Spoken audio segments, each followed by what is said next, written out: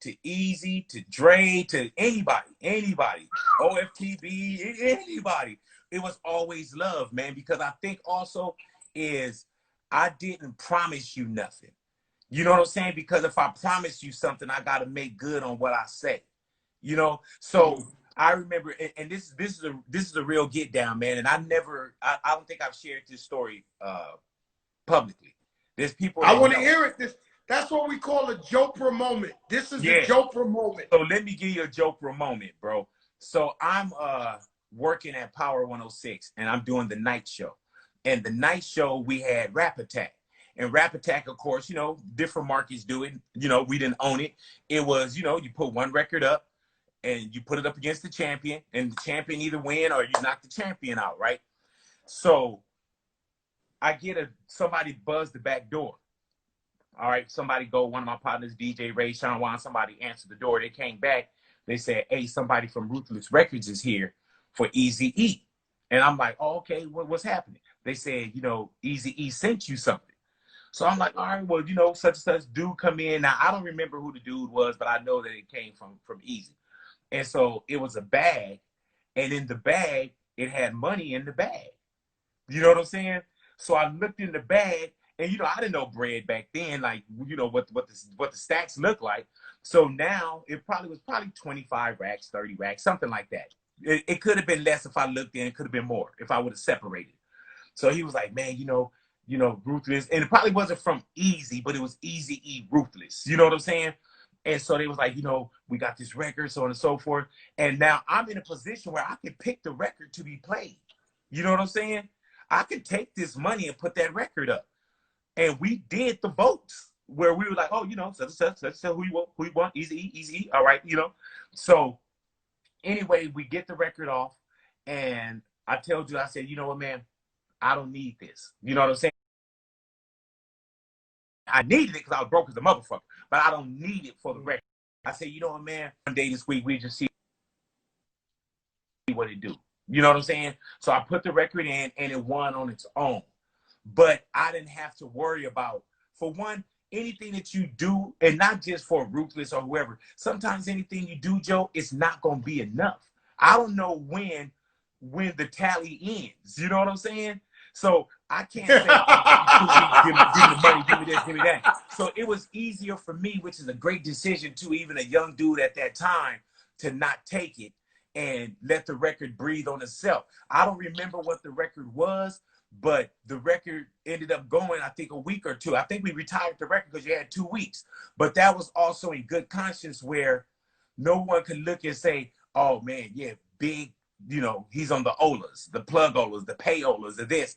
Or, yeah, get that Big because we hit him with a stack. Like, I don't have a dirty reputation on taking your money. You know what I'm saying? Because I lived a lot before radio. You know what I'm saying? So I know the mindset, I know the ownership, I know about giving a motherfucker a bigger piece at a smaller price or giving it to them for free, hooking their ass, and now they gonna come back. You know what I'm saying? So I know about the game. So I was like, nah, I'm straight. You know what I'm saying? I'm straight. And there wasn't no disrespect to Ruthless. They just thought that's how they had to get down. And I didn't accept it, but the record, you know, flew anyway. The record blew up anyway. Yeah, man. You know what I'm saying? And your Wi-Fi is bugging out a little, though. Your Wi-Fi bugging out a little. You're not as clear, you know, as you was. I don't know if we could do anything about it. If not, we keep going. Big boy, you was the king of Power 106. Then you moved up. You clear again. You moved over. Yeah. What was that like, and how was you approached? Because it almost like you was the logo. You were the logo of Power 106, and then you made the move. How did that happen? How did you feel? Was it a hard decision, or was it just like, yo, I got to do what I got to do? Both. It was very hard, and I had to do what I had to do. You know what I'm saying? It's just that I put 21 years into Power 106, and they put 21 years into me. You know what I'm saying? It just started to feel a little different. Like, I haven't publicly spoke about this. You know, I let people read shit, and, you know. This is another Jopra moment. Don't worry. Yeah. You fucking with me now. Yo, big boy. And you're a legend at this. You on the Fat Joe show. We talking about shit nobody talk about. Yeah. All love is all the light. And it's I all haven't God. talked about it, you know, on my show. You know what I'm saying? But it was just, man, you know, Joe, when it's time to move on. You know, without hurting anyone that I loved or that I love, because we built Power together. Power built me, and I built Power. You know, my shit was the Baker Boys came in and they changed what LA radio was looking like at the time. You know, and I think we all took a page from, like, you know, the Mix Masters and the Julio G's, the M-Walks, the Tony G's, the Tony A's. You know what I'm saying? Like we took a page from that because we saw what they were doing. And I was a fan first. So we built something that was beautiful together. But at some moment, man, you start to feel that things are getting different. Like, you start looking at the writings on the wall about, you know, what the meetings are starting to sound like, what the, you know, how much control you have in the tug of war. And, you know, when I say the writing on the wall, bro, you know this shit from a distance and you know it's on that wall. I wasn't going to wait to say, what's that on the wall? What's that on the wall? What is that? What is that on the wall? And then get here like, oh, fuck, it's too late. You know what I'm saying? And so just in, you know, as far as much as I can say, bro, it was, you know, I got a family. You know what I'm saying? And I'm going to keep it 1,000 with you, bro.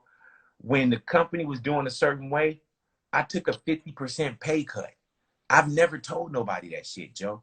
To come over here? No. When I was at Power, I took a 50% pay cut, right?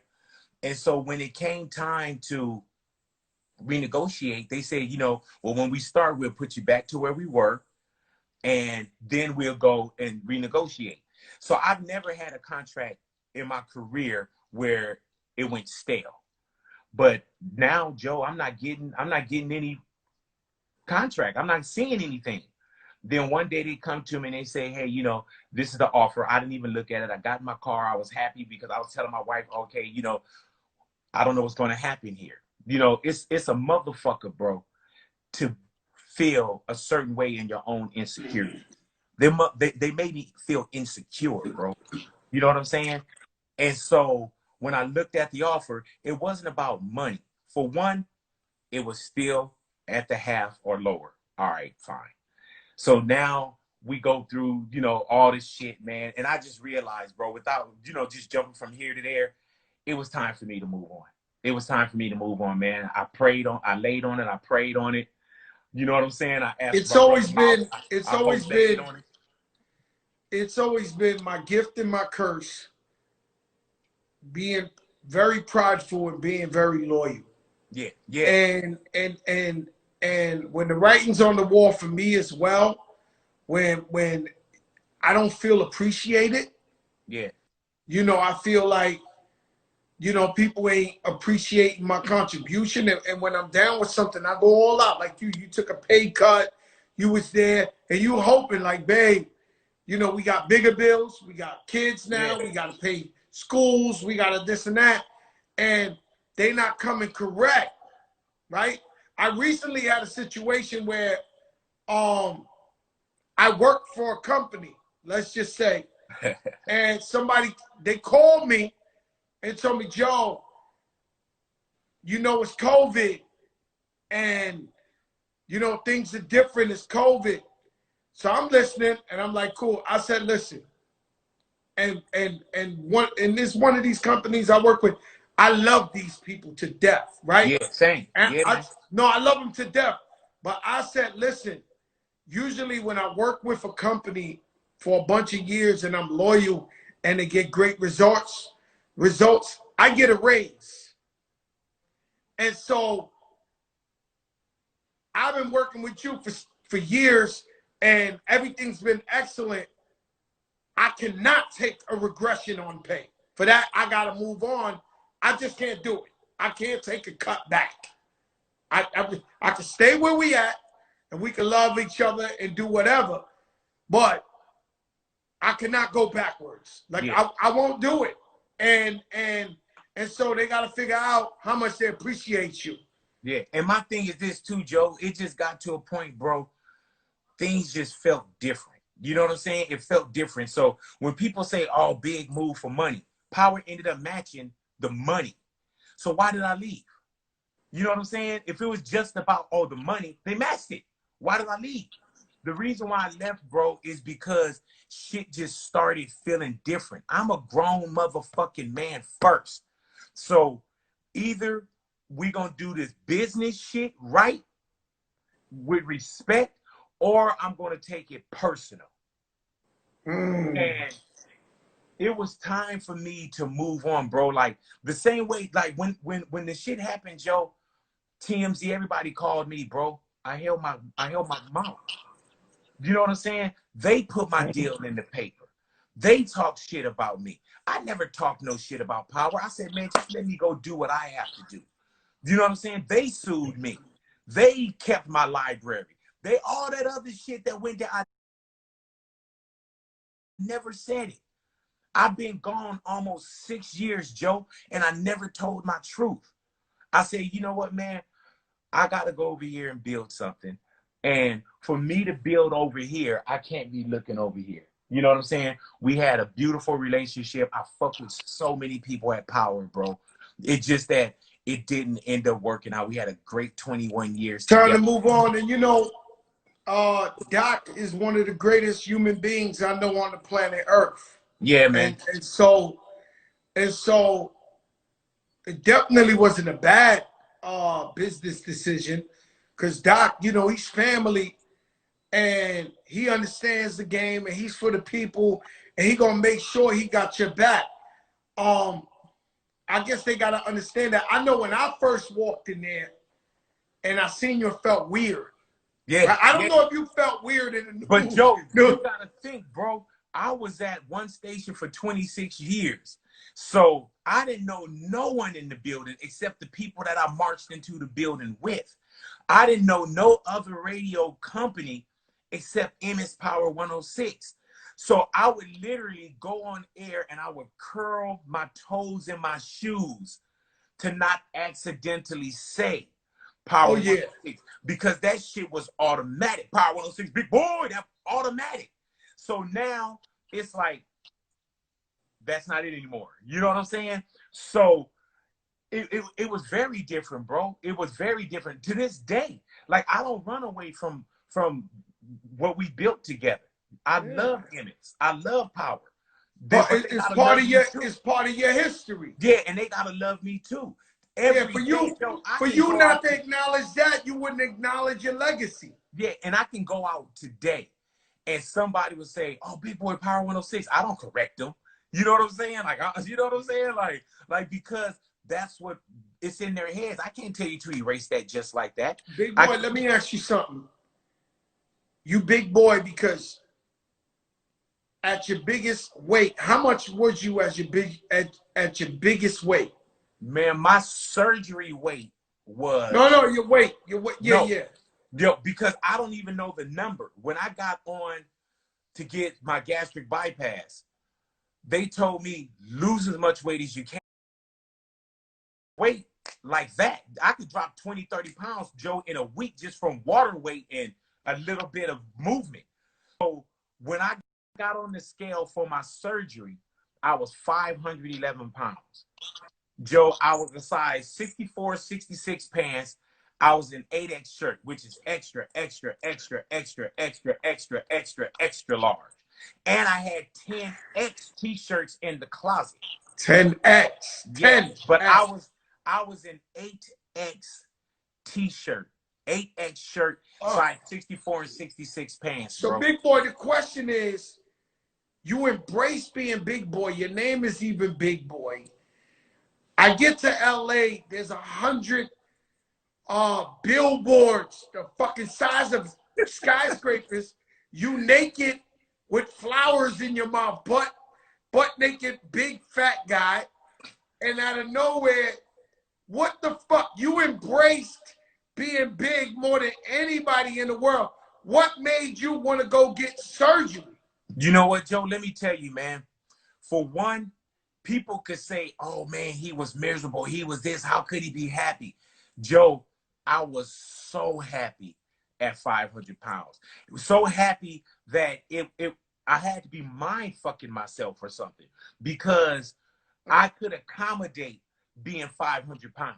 If I needed a suit, you know, you on pun, you get a tailor.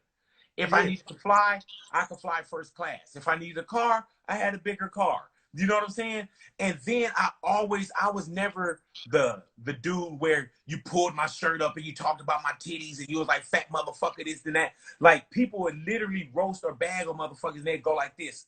And then they would hop over me because I was known to punch you in your motherfucking mouth. You know what I'm saying? So I wasn't this punk that you could just say, yo, fat ass, yo, fat motherfucker. No, bro, like, people knew don't talk shit. I was comfortable in my skin. When I went, when you, the billboards that you're talking about, Joe, no one said, hey, you know, we need to get you out there on these billboards. I'm trying to pull one up for you. No one said we need to get you out on these billboards. I did the billboards. Joe, you know how we were, bro. We were in Texas. What did we do, bro? We was topless, man. We did a whole show topless, man. You know what I'm saying? So we was on some shit. So I celebrated being 500 pounds, man. And then I know, so that's why I'm asking, was there a defining moment? What was it that made you? Now, that's the most classic billboard in the history of LA. Yo, big boy. Yo, yeah, big man. Boy, you got to send me one of them shits, man. Yeah, man. Yo, big boy, that was the most classic shit. I mean, that and that's really me doing the splits right there. Yo, that's crazy, bro. Yo, big boy, I remember those billboards. That's equal to BMF when you went to Atlanta and said the world's BMF billboards. I mean, like, holy shit, we in BMF land. When I go to LA, it's billboard, and then you, thank God, you made the right choice and you had surgery. But what made you have surgery? You know what was the defining moment? I was in a position, bro, where I didn't have high blood pressure. I didn't have diabetes. I didn't have, you know, my shit. Like, I had a trainer. I was working out. At the time, I was probably one of the fittest 500-pound motherfuckers on earth. But I always tell people, man, that anything you do in life, it's like a credit card. You know, and whatever it is, you're going to charge it to the game. Somebody that's smoking a lot, charge it to the game. You drinking a lot, charge it to the game. You eating crazy, charge it to the game. Promiscuous sex, you charge. So I was swiping my card, gaining this weight, getting unhealthy, but not probably recognizing it because nothing kicked in. But at some point, as I'm swiping this card, Joe, that statement is going to come in. And just like your credit card, whatever's on that statement, you're responsible for. So if my statement came back from me being, you know, reckless or whatever, and it said diabetes, I'm responsible. I got to pay that. If it said heart attack, I'm responsible. If it said stroke, I'm responsible because I charged my card. I was so good in my skin, Joe. But one day I just I saw this dude named Ron Lester. And Ron Lester was in a movie called Friday Night Lights. He was the big white guy that was in the movie. Now, I'm at a movie premiere and he walks up to me and he's like, oh, you know, hey, big boy, you know, such and such. And I'm talking to him. I don't recognize him. And he's like, oh, it's Ron Lester from, you know, Friday Night Lights. And he did Good Burger, big white guy. And I'm like, oh, shit. And so I'm asking him, what did he do?